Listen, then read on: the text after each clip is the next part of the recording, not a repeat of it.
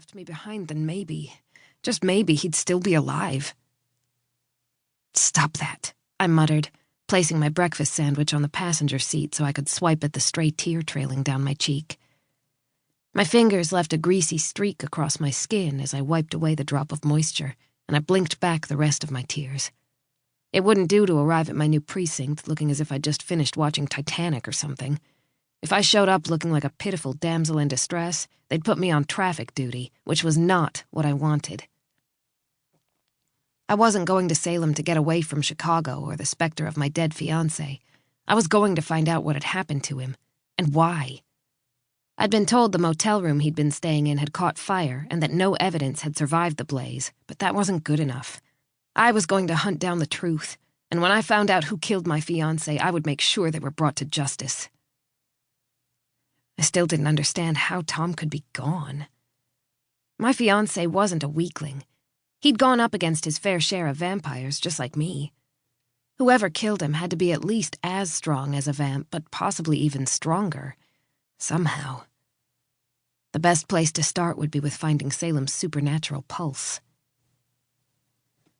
Sighing, I took in the world outside my window, hoping its beauty would temporarily relieve me from my dark memories. The early fall hillsides were bursting with color from the turning oak and maple leaves that surrounded me from either side of the highway, as well as the rolling hills up ahead. The wind caught at my silver curls, tugging them free from their pins so that the strands whipped around my face. How was my new precinct going to react to that? My mercury-colored hair always drew strange looks, though no one really ever said anything about it by the time I'd graduated grade school.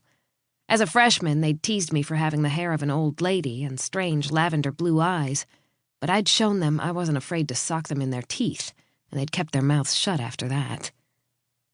Adults, on the other hand, knew better than to say anything in the first place, at least most of them. But that didn't mean I wouldn't be subject to their stares, and I would walk around knowing that they were dying to ask me about my unusual coloring. Strange how, as an adult, I almost missed the forthrightness of the peers from my childhood. Letting out a contented sigh, I tilted my head, enjoying the nip of winter that kissed my cheeks. I'd been born in Nevada, or so Oscar told me, but after being raised in Chicago, I was a winter girl through and through. I loved the cold weather, and I was looking forward to the snowfall in a more rural area instead of watching it get stomped to a muddy slush in the big city.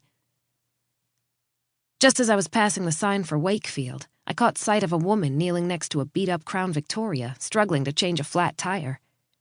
It was still daylight, but sunset streaked the sky with brilliant reds and golds, and I didn't feel right about leaving her alone on the highway when I knew night would fall soon.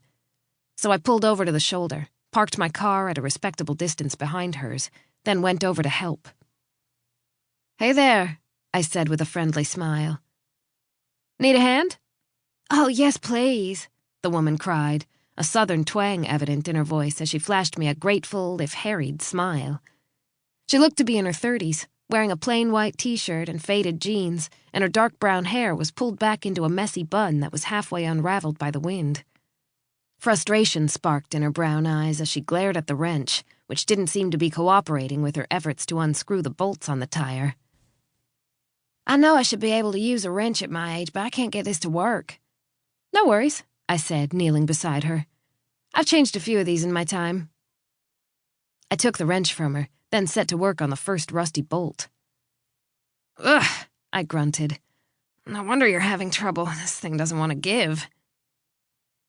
Truthfully, it wasn't hard to remove the bolts, even if they were rusty, but I played it up because I could tell she was embarrassed that another woman, a younger woman, was doing this for her. As a cop, I was pretty good at reading emotions, and I could tell by the strain behind her smile and the way she fidgeted that she was a little uncomfortable about the situation.